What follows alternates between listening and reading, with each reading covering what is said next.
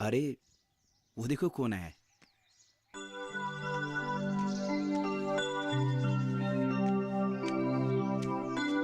अनु, कब आई? कल।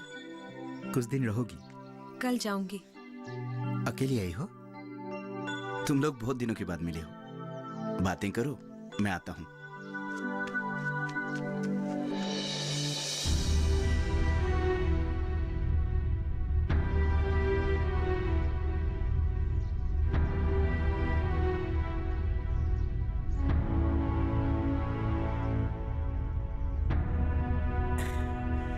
रन भैया ने बातें करने के लिए कहा है। यही खड़े खड़े बातें होगी? अंदर नहीं बुलाऊंगी। बरामदे में बैठकर बातें करने से बुरा मानोगे? नहीं नहीं, क्यों बुरा मानूंगा? मैं तो कभी अंदर का आदमी था ही नहीं। बरामदा ही ठीक है। आओ बैठो।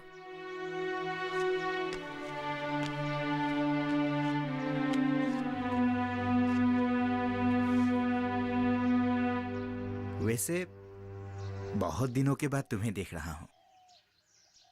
पहले से ज्यादा खूबसूरत लग रही हो तुम। कहाँ हो आजकल? क्या कर रहे हो? पिताजी जो छोड़कर गए उसी घर में। छोड़कर गए मतलब? रत्नेश्वर चाचा? नहीं रहे। ओह, मैं नहीं जानती थी। कैसे जानोगी? इतनी बड़े तो थे नहीं जो उनकी खबर टीवी, रेडियो या अखबार में आएगी। घर में भी किसी ने बताया नहीं? कौन बताएगा? क्यों बताएगा? तुम्हारे पिताजी होते तो बताते, शायद माँ भी बताती। अगर जीवन भर का साथ देने का वादा करने वाला आदमी अचानक छोड़ नहीं जाता। किस तरह दिन गुजरने के साथ ही पुरानी पहचान छूटती चली जाती है। मैं तुम्हें भूला नहीं हूं। अक्सर तुम्हारे घर आता रहता हूं। मालविलता की देखभाल का दायित्व तुम्हारे पिताजी मुझे सौंप कर गए हैं। क्या क्या कह रहे हो? जिस दिन सर सकराने के बाद वो गिर पड़े थे, उस शाम उन्होंने मुझे बुलाया था और कहा था इसे अनु ने रोपा था। अब तक मैं इसकी देखभाल करता रहा, अब तुमको इसकी देखभाल करनी होगी। पिताजी को मैं आज भी समझ ही नहीं पाई। समझने की कोशिश भी मत करना। कुछ बातें नहीं समझना ही ठीक है। सही कह रहे हो। शादी कर ली? किससे? क्या कर रहे हो? खेती। पावर टिलर से शुरुआत की थी, अब ट्रैक्टर है। पुराने घर की मरम्मत की है, एक फार्म भी खुला है। गाय पालता हूँ, साग सब्जी उगाता हूँ। मुझे ले चलोगे? कब चलोगी? इस बार नहीं जाऊंगी। 2 महीने बाद राजा भैया की शादी है, तब। कुणाल और नेहा भी तुमसे मिलना चाहते हैं, उनको भी लेकर आऊंगी।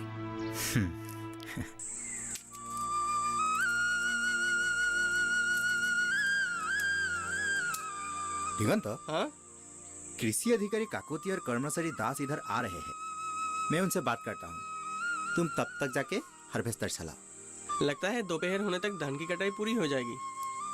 काकोती सर और एक हार्वेस्टर देना चाहते थे। हाँ। मैंने लिया नहीं, सोचा ऐसे ही पड़ा रहेगा। लगता है ले लेना होगा, तब हम दोनों मिलकर 3 दिन में ही सारे काम निपटा सकेंगे। ले लीजिए।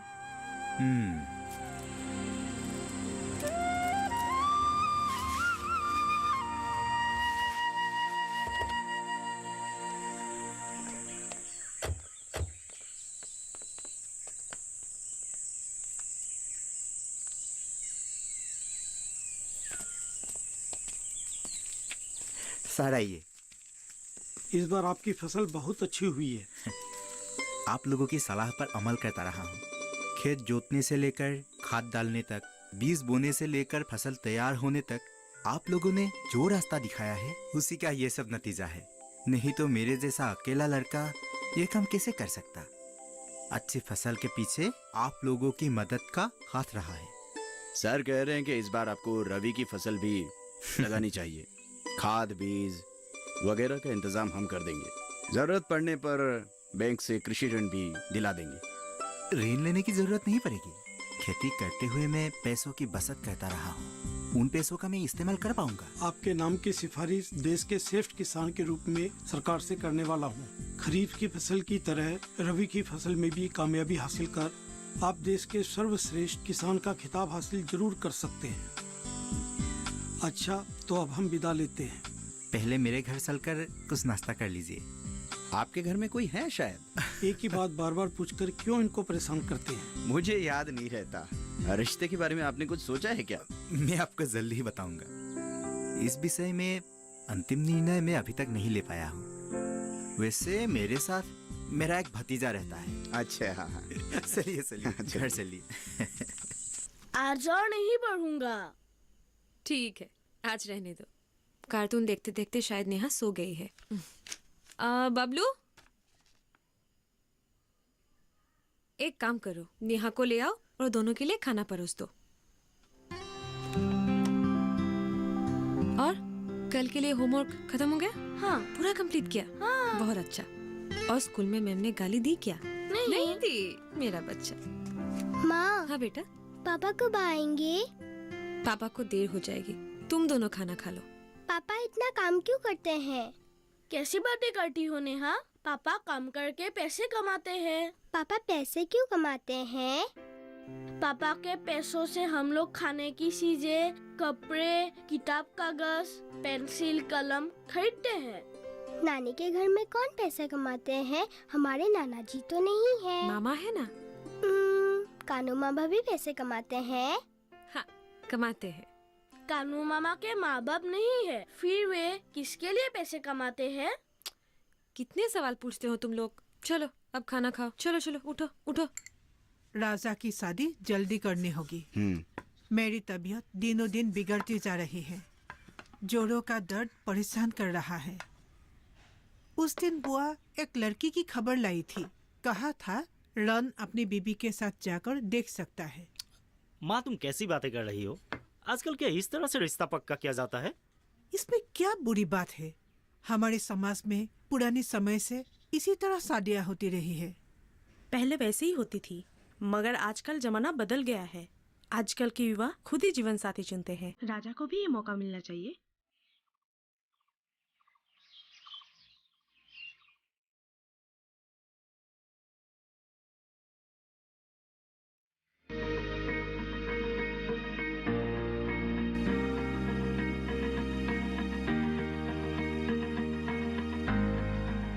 घर के बगिया में छिपा है सेहत का खजाना। टेरेस गार्डनिंग से बनेगा घर ब्यूटीफुल और हेल्दी। क्यों ना गार्डन में उगाएं अपने फल फूल और सब्जियां, जिससे सेहत भी बने और छत की बगिया भी खिली खिली रहे। देखिए छत पर बागवानी, शनिवार सुबह 9 बजे सिर्फ दूरदर्शन किसान पर।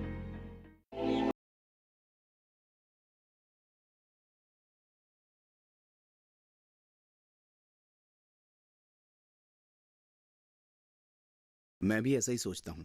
राजा कहेगा तो हम लड़की देखने जा सकते हैं। वैसे राजा ने अपने लिए लड़की पसंद कर रखी है। भाभी तुम भी। समय रहते 3 नहीं चलाने से पछताना होगा। कहाँ की लड़की है? मेरी मौसी की लड़की है। पिछले साल बीए पास करके एक कंपनी में नौकरी कर रही है। हमारी शादी के समय से राजा के साथ उसकी दोस्ती है। अगर राजा ने खुद ही रिश्ता तय कर रखा है तो शुभ मुहूर्त देखकर शादी करवा देनी चाहिए। घर में एक और कमरा बनाना पड़ेगा। 6 महीना पहले शादी नहीं हो पाएगी। इतना वक्त नहीं लगेगा। तुम चाहो तो बैशाख में भी शादी कर सकते हो। 4 महीने का टाइम बचा है, अभी से काम शुरू करना होगा। अरे हम कानू की मदद ले सकते हैं, उसके पास कई मजदूर हैं। मैं उसे पसंद नहीं करता हूँ। मैं जानता हूँ वो अभी भी क्यों कुआड़ा बैठा हुआ है। तुम पुरानी बातों को क्यों याद कर रहे हो? जैसा तुमने सोचा था ऐसा कुछ नहीं हुआ था। आज भी अगर तुम उससे नाराज हो, ये बात ठीक नहीं है। तुम लोग जो भी कहो, मैं उसे देख नहीं सकता। पिताजी ने भी उसे सिर पर चढ़ा रखा था, माँ भी उसे अपना समझती रही। तुम ये सब क्या कह रहे हो? उस अनाथ लड़के से उनको लगाव था। वे उसके पढ़ाई का खर्चा उठाने के लिए भी तैयार थे, मगर वो राजी नहीं हुआ। इस घर से उसे जो भी मिला उसने मेहनत के जरिए ब्याज समेत लौटा दिया। तुम उसके बारे में ऐसी बातें कैसे कह सकते हो? मुझसे वो डरता था, इसलिए हिम्मत नहीं की, नहीं तो हम लोग सबकी नाक कट चुकी होती। छोड़ो ये सब बातें और बताओ कि कमरा किस तरफ बनाना है। पूर्णिमा के हिसाब से दक्षिण की तरफ होना चाहिए। जहाँ अभी एक बगीचा है वहाँ। वहाँ तो माधवीलता है। तो क्या हुआ, वहाँ गुलाब भी है, रात रानी भी है, सिर्फ माधवीलता ही नहीं है। बेटे, इस तरह क्यों बोल रहे हो? वो कोई मामूली माधवीलता नहीं है। ओनू की जिद पर जंगल से लाकर उन्होंने उसे लगाया था। उसके साथ बाप बेटी का प्यार जुड़ा हुआ है। ये सच है कि पिताजी और अनु का उससे लगाव रहा है। अभी पिताजी भी नहीं रहे, अनु भी ससुराल जा चुकी है। बगीचे को उजाड़ना होगा। अगर माधवीलता से इतना ही प्यार है तो दूसरी जगह लगाना होगा। ठीक है, जैसी तुम्हारी मर्जी वैसा करो।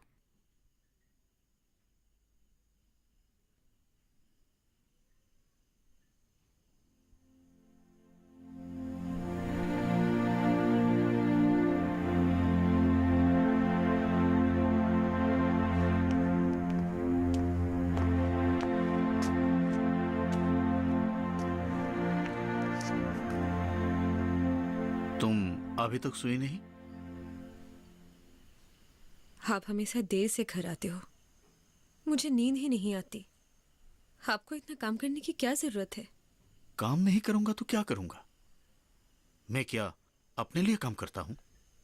जानती हूँ, आप हम सबके लिए काम करते हैं, लेकिन ऐसा काम करने से क्या फायदा कि अपने परिवार के लिए थोड़ा सा वक्त नहीं निकाल सकते? क्या बकवास कर रही हो? तुम लोगों के लिए ही तो मैं दिन रात इतनी मेहनत करता हूं।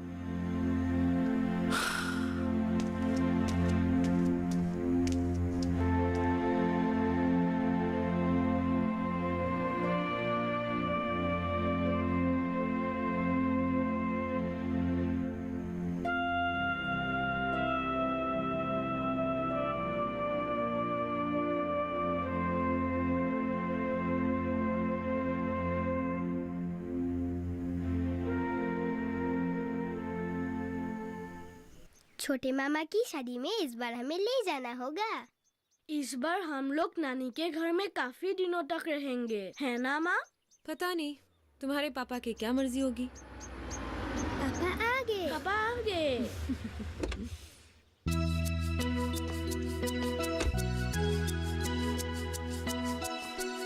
हाँ बेटा, क्या बात है?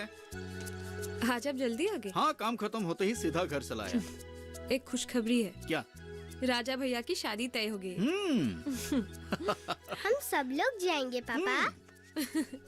शादी की खबर सुनकर दोनों बहुत खुश हो गए। कुणाल के स्कूल में छुट्टी भी चल रही है। 1 हफ्ता 10 दिन तो वहाँ रुका जा ही सकेगा। हाँ ठीक है, जाना। आपको भी हमारे साथ चलना होगा पापा। आप चलोगे तो बहुत मजा आएगा। हम गांव में मछली पकड़ेंगे और मैं नदी किनारे खेलूंगी। गांव के लड़के मेरे साथ खेलेंगे। जरूर खेलेंगे। तुम उन लोगों के लिए चॉकलेट लेके जाना। मुझे ढेर सारे फ्रेंडशिप बैंड खरीद देना होगा। नेहा कब से बैंड लाने की जिद कर रही है। तुम खरीद देना। ठीक है, मैं खरीद दूंगी। अब तुम दोनों अंदर जाओ और होमवर्क करो। ठीक है माँ। जा। हाँ। मैं सोच रही थी कल हम चारों बाजार जाकर शादी के लिए खरीदारी करेंगे। कल एक जरूरी काम है। आप कभी भी हमारे लिए वक्त नहीं निकालते हो। ठीक है, मैं मैनेजर को कह दूंगा, वही कर लेगा। तुम 5 बजे तैयार रहना। मैं खुद ड्राइव करके तुम लोगों को लेके जाऊंगा। और कल डिनर भी हम लोग बाहर ही करेंगे। सच? हाँ, बहुत दिन हो गए तुम लोगों को लेकर डिनर के लिए बाहर नहीं गए। ठीक है।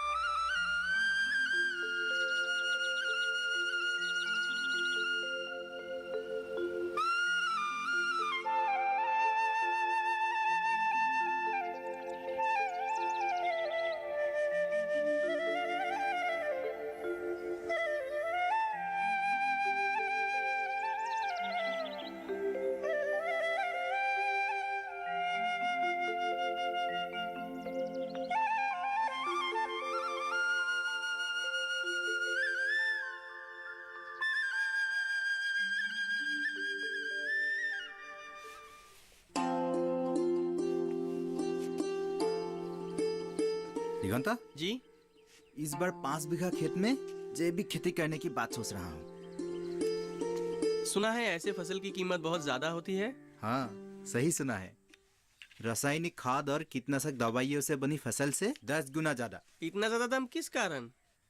इस तरह उगाई फसल स्वास्थ्य के लिए ज्यादा लाभदायक होती है।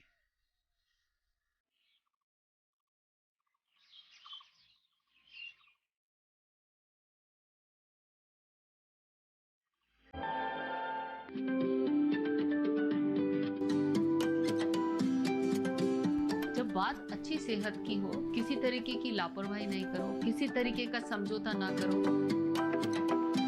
ना बरतें लापरवाही, लक्षणों को पहचानें और लें डॉक्टर की सलाह।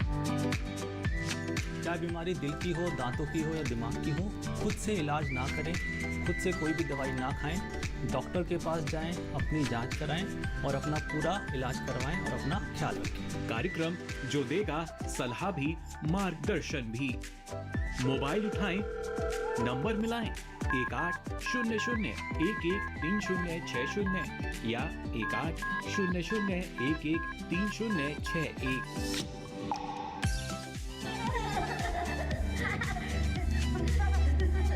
आपके अपने फोन इन कार्यक्रम स्वस्थ किसान में हर शनिवार शाम 6 से 7 बजे सिर्फ डीडी किसान पर।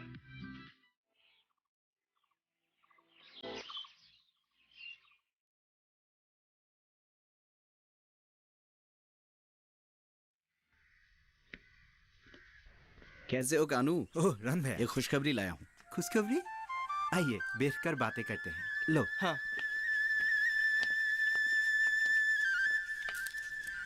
भाई तुम्हारी चर्चा तो पूरे गांव में हो रही है।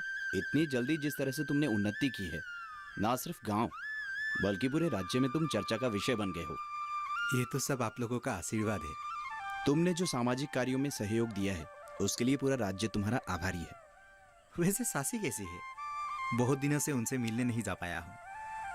जानता हूँ तुम काफी व्यस्त हो। माँ तुम्हें अक्सर याद करती है।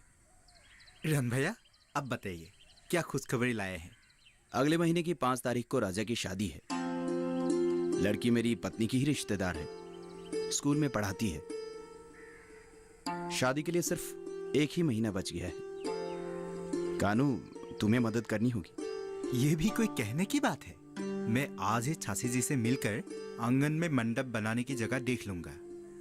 माँ ने तुम्हें बुलाया भी है मगर मंडप बनाने का काम राजा ने शहर के किसी टेंट हाउस को दे दिया है।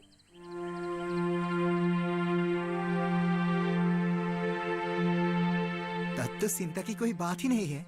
बाकी तैयारियां तो आराम से हो जाएगी। चाय।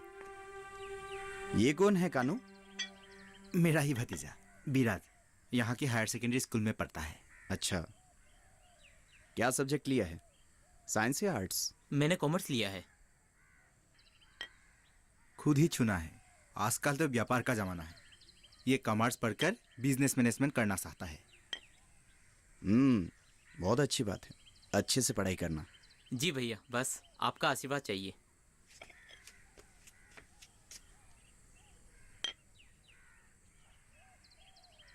पिताजी तुम्हें बहुत चाहते थे कानू। ससा जी एक आदर्श इंसान थे। वैसे भैया, अनु कब आएगी? अनु शायद शादी के 1 हफ्ते पहले ही आ पाएगी। अर्णव का भी व्यस्त रहता है और कुणाल भी स्कूल जाने लगा है। अनु का बेटा स्कूल जाता है? 7 साल का हो गया होगा ना? और बेटी? वो भी स्कूल जाती है। 5 साल की हो गई है। अब मैं चलता हूँ। तुम्हें घर के सदस्य की तरह इस शादी की तैयारियां करवानी होगी। मैं आगे बैठूंगा। ठीक है बेटा। मैं मम्मी के साथ बैठूंगी। कुणाल, सीट बेल्ट जरूर लगा लेना। जी पापा। जाओ बैठो। हाँ सुनो, शादी से एक दिन पहले जरूर पहुंच जाऊंगा। और एक बात का ख्याल रखना, नेहा को धूल और मिट्टी से दूर रखना। ठीक है, चलती हूँ। ठीक है।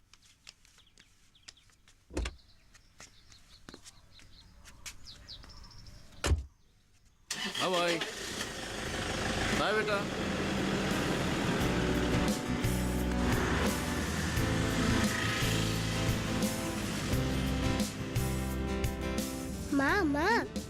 नानी के घर पहुंचते ही मैं तुम्हारी माधवी लता देखने जाऊंगी।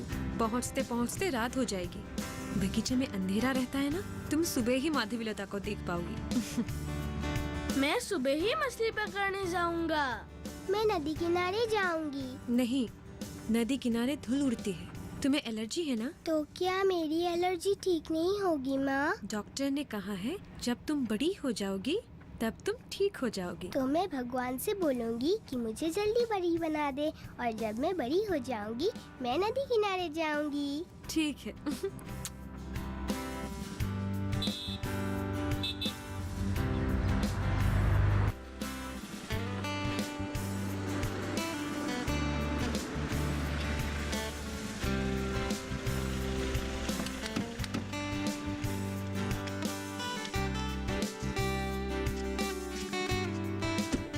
चलो। रास्ते में कोई परेशानी तो नहीं हुई? नहीं। कुणाल काफी बड़ा हो गया है। मामा देखो मैं भी बड़ी हो गई हूँ। अरे हाँ, मैं तो भूल ही गया था। चलो चलते हैं। चलो।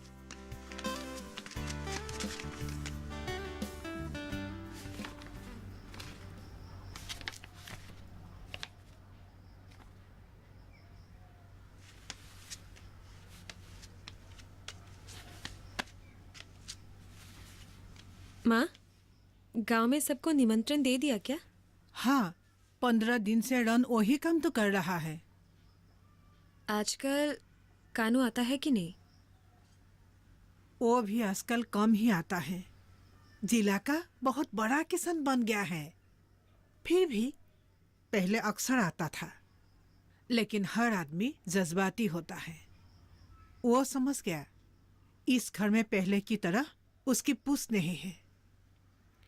रन तो पहले की तरह उसे चाहता है, मगर राजा भैया ने कानू से कुछ कहा क्या?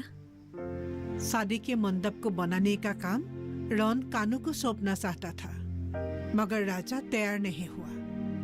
इतना ही नहीं, तुम्हारे और कानू के रिश्ते के बारे में भी उसे गलत इशारे से बात करते हुए मैंने सुना है। बचपन से ही भैया को कानू पसंद नहीं है। पिताजी के सामने भैया को मैंने इस तरह की शिकायत करते हुए खुद सुना था, लेकिन मैं ये नहीं जानती थी कि आज भी कानू को लेकर भैया के मन में गलत धारणा कायम है। अगर भैया को असली बात पता होती तो ऐसा नहीं सोचते। वो बात मैं कह ही नहीं पाई। बचपन में नदी के किनारे खेलने जाते वक्त मैं फिसलकर गिर पड़ी थी, तब कानू ने आकर मेरी जान बचाई थी। इतने दिनों तक तुमने यह बात किसी को क्यों नहीं बताई? पिताजी से कहती तो कहीं भी घूमने पर पाबंदी लगा देते। अभी भी कहने पर राजा के मन का मेल साफ नहीं होने वाला। उसने और एक काम किया है जिसे मुझे काफी तकलीफ पहुंची है। क्या हुआ माँ? तुम्हारी वो माधवी लता। क्या हुआ माधवी लता को? काट डाला उसने। इतना रुका उसे, मेरी बात उसने नहीं सुनी। भैया ने ऐसा क्यों किया? माधवी लता ने किसी का क्या बिगाड़ा था? वहाँ उसने नया कमरा बनाया है अपनी दुल्हन के लिए। मैं पुरानी हो गई हूँ, तुम पढ़ाई हो गई हो। तुम्हारे पिता के चले जाने के बाद इस घर में हम तुम केवल मेहमान बनकर रह गए हैं। भैया, तुमने ऐसा क्यों किया? तुमने क्यों माधवी लता को उखाड़ डाला? वो महज एक लता नहीं थी, हमारे पिताजी की यादगार थी। उसके रूप में पिताजी हमारे घर को छांव दे रहे थे। माधवी लता ने क्या बिगाड़ा था? पिताजी ने क्या बिगाड़ा था? इसी तरह एक दिन अपने भी पराये बन जाते हैं। जड़ से रिश्ता खत्म हो जाता है। जिस रिश्ते को हम अटूट समझते हैं वो भी बिखर जाता है। जीवन का मोह ही खत्म हो जाता है।